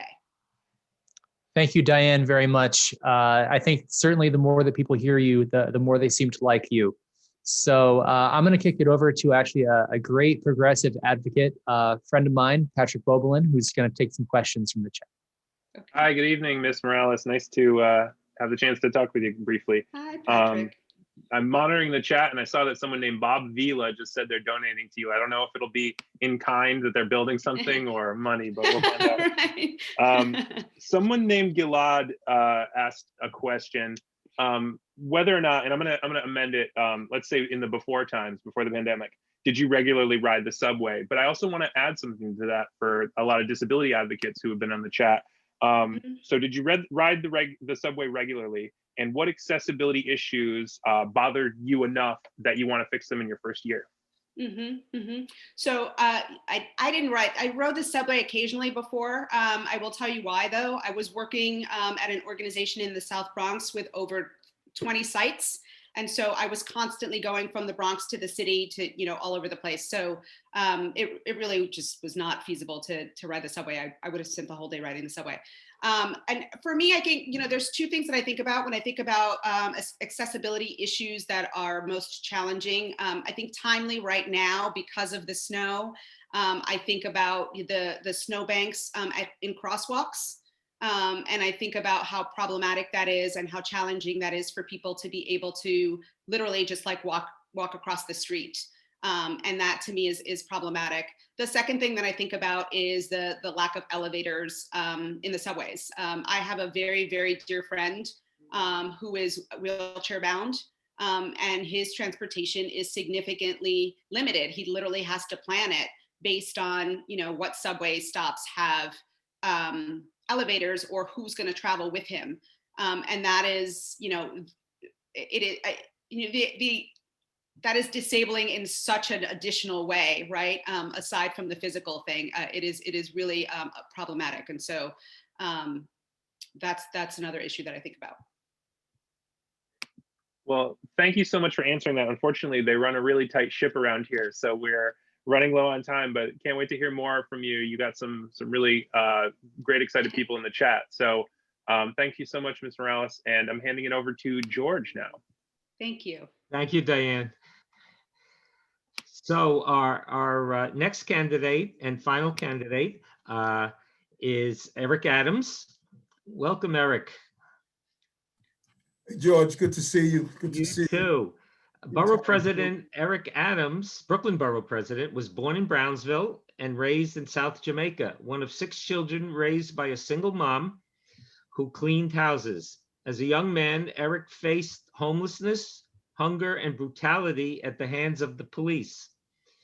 But instead of giving in to anger, Eric joined the NYPD and fought for reform in the department. He also put himself through school, earning undergraduate and graduate degrees. From the NYPD, he was elected to the state Senate, where he pushed through measures to protect tenants and workers and advance human rights. As Brooklyn's first Black borough president, he has worked tirelessly to grow the local economy, reduce inequality, improve public safety, and advocate for better government. So Eric, I'm going to turn this over to our host, Naomi, who will ask you a couple of questions. Thank you. How are you, Naomi? Hi, Eric. I'm good. It's nice to see you and to get to talk with you. Yes. The first question I'm going to ask you is going to touch on a lot of just the basic needs that are facing a lot of the people in the city. We'll use that as a way of introduction. So look, people have no jobs, people have no place to live, and people have not enough to eat. That's the new reality that's facing millions of New Yorkers, and which you as mayor, if elected in January 1st, 2022, will have to guide this city through that. So how do you help to feed people? How do you help to employ them? And what new approaches to affordable housing do you advocate? I just want to be mindful of the time you allocated. I have my stopwatch here. How do you want me to answer the question within what time period? So for this question, it's a big one. We'll give you 5 minutes, the others 2. Okay, thank you very much. First, let's say this. This is not a new reality for people. This is not new. What is happening after COVID, and many people are waking up to it, is the reality that far too many New Yorkers have been experiencing for a long time. I think that COVID is making people realize what it is to be Black, brown, poor, immigrant in New York City and in America. And we now realize that we can't go back to the days where so many were doing well, and people who were struggling every day were being ignored and were basically being pushed out of their communities, and they didn't see any future. And so this new reality is going to cause us to do some things differently. First, we can't continue just to kick the can down the road and just move the deck chairs on the Titanic. Our city is dysfunctional, and we need to acknowledge that dysfunctionality. And when you look at cities, the ability for a city to function is based on its agencies. Our agencies are siloed, they operate against each other, and in many cases, they create the conflicts that we are witnessing. And so when we look at the areas that you just mentioned, first, employment. Employment starts in an educational system that prepares our young people for the future, and we're not doing that now. The real crime that takes place in the city is the fact that we're not doing a proper education. I want to continue to do what I did in Brooklyn with my Brooklyn STEAM Center, and I want to dig deeper into the CTE programs to make sure when our children graduate from high school, if they desire, They will have licenses in HVAC, plumbing, carpentry, electrician, so they can be gainfully employed. Even if they want to go to college, they can pay their way through like I did, 2 classes at a time for 15 years. And then we need to make sure that the PPP money that comes from Washington, D.C., and even here in the state and city level, that we go and deal with the over 1 million people who are facing eviction. We must do a combination, not only to ensure that we pay their back rents, but also we make small property owners whole as well. Because if you look through the communities that I know in Brownsville, Bed-Stuy, East New York, these are small property owners who all of their savings are tied up in their property. If we don't safeguard them, you're going to have developers come in, buy up the land, displace, and you're going to really see a housing crisis. And then employment. We need to change how we are dealing with employment in this city. As I have in my plan, 100 Steps Forward, and I really encourage people to look at that document on my website. We need to match the jobs that are out there with those who are looking for jobs in a real automated fashion, using technology, doing a heat map of showing what skill sets are needed so we can start ensure we have a real workforce development to allow people to be gainfully employed in the city, and continue to fight like we've had for so long with those fast food workers to have a real minimum wage and real health care in the city so people don't have to go without those necessary benefits as they continue to move into sustainable living standard and employment. So yes, these are challenging times and difficult times, but what we can't do is continue to run this city where we have locked out New Yorkers. This is a city with 65% of Black children don't meet proficiency every year. If you don't educate, you will incarcerate and you won't employ. And that is where we need to go to the heart of the agencies that are creating these crises in our city. And when you look at my plan of 100 Step Forwards, we're going to zero in on these problems and make sure we finally start turning the corner on people living in institutional poverty every day that existed before coronavirus ever landed in New York. That's absolutely right. Thank you also for bringing up the role that education has to play in all of that. So given the needs that we have as a city, the next question is, how are we going to pay for these things? The federal government might be bringing in kind of money to plug in the holes in the city and state budget deficits just for the coming years to avoid that catastrophe. But it's likely to be a kind of one shot, just a lifeline, rather than providing recurring revenues to fund the many needs of the city: education, healthcare, transit, NYCHA, Green New Deal, all of that stuff. So, what are the new revenue streams, city or state, that you support? Do you support the stock transfer tax and or the broader financial transaction bills pending in Albany?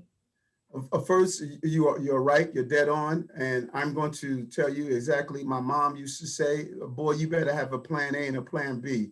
Listen, we need to act like that money is not coming from Washington, D.C., because we have to get our act in order.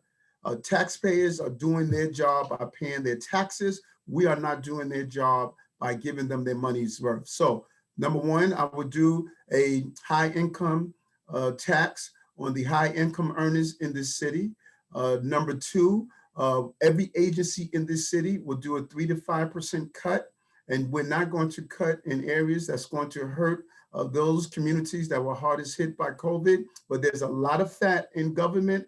We had a $20 billion increase in our budget for the last 7 years. And where did that money go? Our children are not learning better. Homelessness didn't improve. We need to go into these agencies and we need to trim the fat that's in each one of these agencies that we're experiencing now. Second, we need to look at the NYPD. And we can run a smarter, more streamlined agency. Number one, we need to stop the militarization of our police department. We don't need guns that can shoot down planes. That makes no sense at all. And then we need to use technology to cut back on the overtime, over $400 million approximately a year. There's no reason police officers can't testify through Zoom and through other technology and then return to patrol. And then we need to civilianize that department. Too many officers are doing clerical assignments instead of the assignments that we hired them for, and that's public protection. And then we need to stop wasting money. We send back almost $20 billion a year to the federal government because it's too challenging to apply for things like WIC and SCREE and DREE and other federal and state programs. That's why in my plan, I call for a citizen card, my city card, that you will automatically be signed up for those benefits that you are allowed to have in this city, so you don't have to navigate the bureaucracy of this city and go without. Thank you. Okay, healthcare. Many of the 600,000 New Yorkers who lost their jobs, lost their employer-sponsored health insurance, and are not going to be able to afford to pay to replace it. Do you support the New York Health Act bill that is pending in Albany? I believe that there are other pieces that I would like to see in the bill. I believe that we need to have healthcare for all. I don't believe we should take healthcare from our union members. They fought hard for it. No one goes into civil service to become a billionaire. They go in because they want the security of their pension and their benefits that comes with it. But every New Yorker should have access to healthcare. I have to take my hat off to the mayor. He did an amazing job by partnering with the federal plan, the Obamacare program, and using Health in Hospital as a way to have access to healthcare in the city, that everyone who needs it can get access to it. But here's something else we need to do, and I'm not going to move away from this. What is the good of having, what good is it to be able to have access to a fancy hospital just to be told you're going to lose your sight because of diabetes, like I lost my sight, and you're going to lose your fingers and toes, or you're going to go through kidney failure, like I was on the potential of going through. We have to stop feeding the crises. We need a new food revolution in the city that can do what my mother was able to do, reverse her diabetes, I was able to do, and hundreds of others are able to do. My program at Bellevue Hospital, we need to give people options of reversing chronic diseases and stop feeding the crisis. Healthy food in our schools, our jails, our hospitals, ACS, everywhere we feed people in homeless shelters. We need to stop feeding people food when they're in times of need that's based on caloric consumption. We need to start feeding people based on reversing their diseases and giving them health. But then we must have healthcare for all who are in need of healthcare in a real way, and then bring down the cost of healthcare. Everyone is not focusing on the fact that we are charging too much for healthcare in this city. Many of our private hospitals, the cost is really suffocating New Yorkers and is draining what we should be really putting into our healthcare system. I believe the state, I'm gonna use my lobbying power and authority to go to the state and talk to them about how do we bring down the cost of healthcare and come with a universal price on some of the procedures that we're looking at. Okay, thank you. There's a growing consensus that the NYPD needs major reform.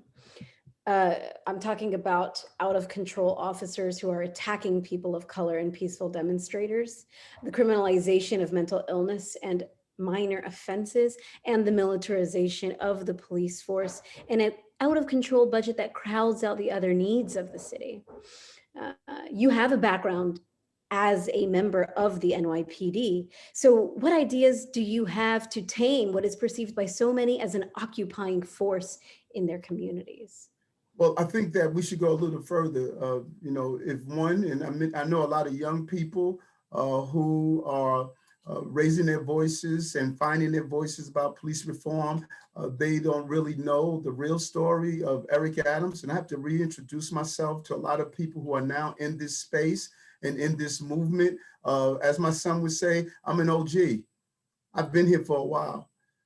You know, it was over 42 years ago after my arrest and beaten by police officers in the 103rd precinct, the same precinct that Sean Bell lost his life in, that I was told by civil rights leaders, Reverend Herbert Daughtry and others, to go into the police department and start an organization called 100 Blacks in Law Enforcement Who Care.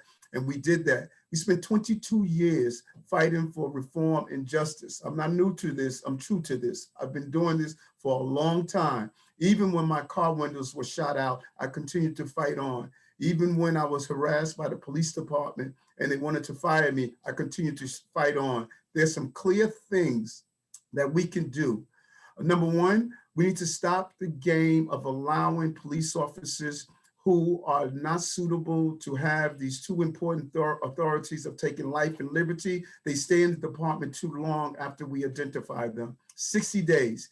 I am going to ensure that officers that are brought up on serious charges within 60 days, they will go through the department union contract procedures and have them removed once they are found guilty of their actions. Pandaleo took us 4 years to get rid of him. That should never happen again.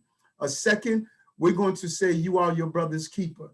If two people are together on the street and they commit a robbery, one of them will be charged with acting in concert because they're present. That's what I'm saying to my police officers. If you're there, one of your colleagues carries out an action that's inappropriate, illegal, you are charged also if you did not take affirmative action to stop it from taking place. And then we're going to become more proactive and not reactive. What does that look like? 30% of the men and women at Rikers Island are dyslexic. 80% don't have a high school diploma or equivalency diploma. 55% have a learning disability. The real crime in this city is the fact that we're not educating people. If we do dyslexia screenings in every school, you're killing 30% of the prison population right away. Or let's go to our foster children. 600 to 700 leave age out of foster care at 21 every year. We know only 12% are going to graduate from high school, 3% are going to enroll in college.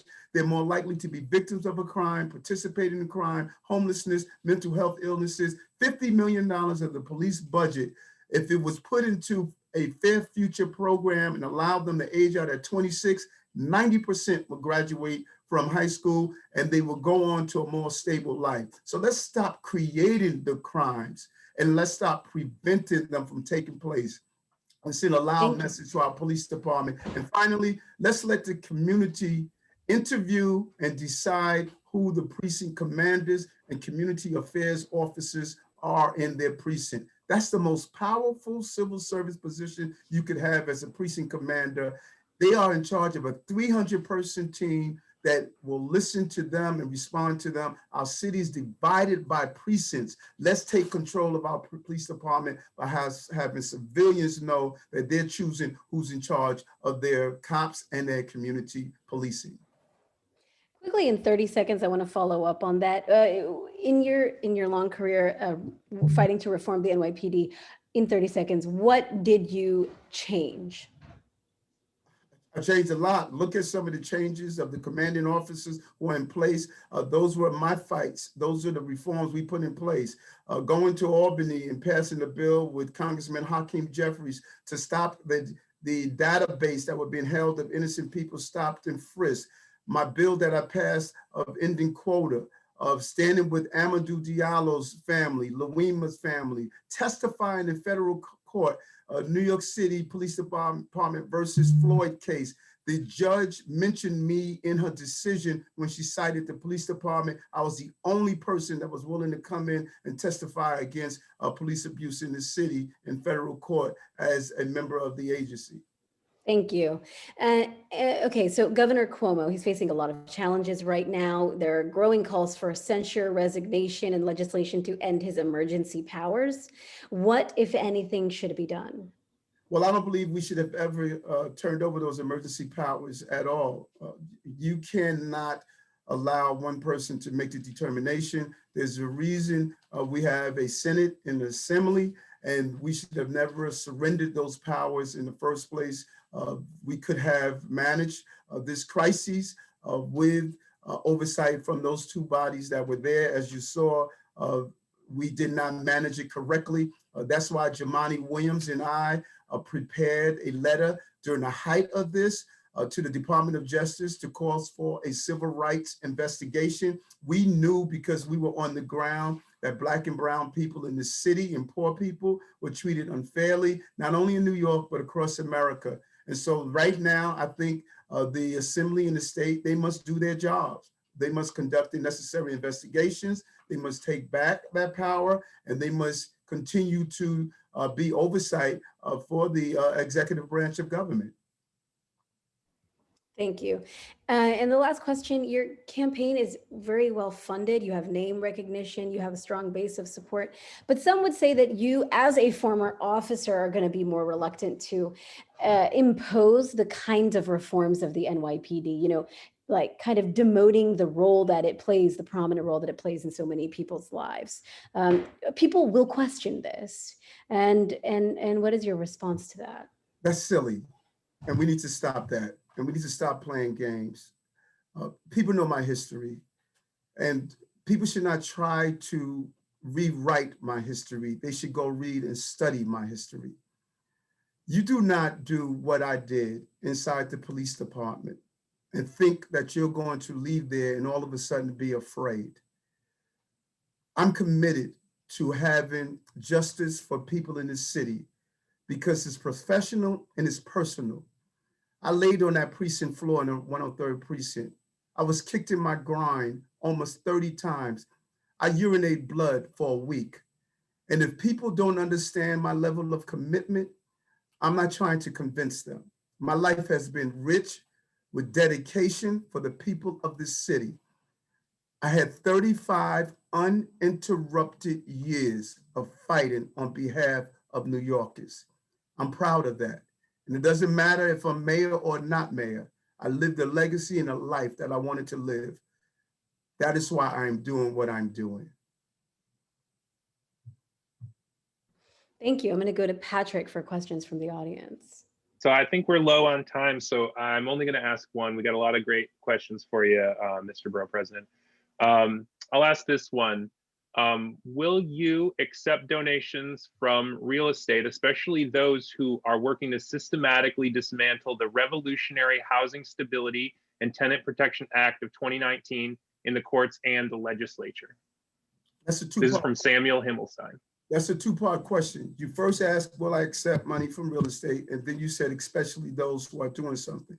Those who are doing something that's dismantling any cause for reforming those who harass and abuse people who are being displaced. No, I would not.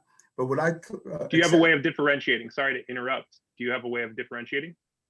Yes, I do. You clearly have a list of people who are doing that. But when you talk about real estate, let's think about this for a moment.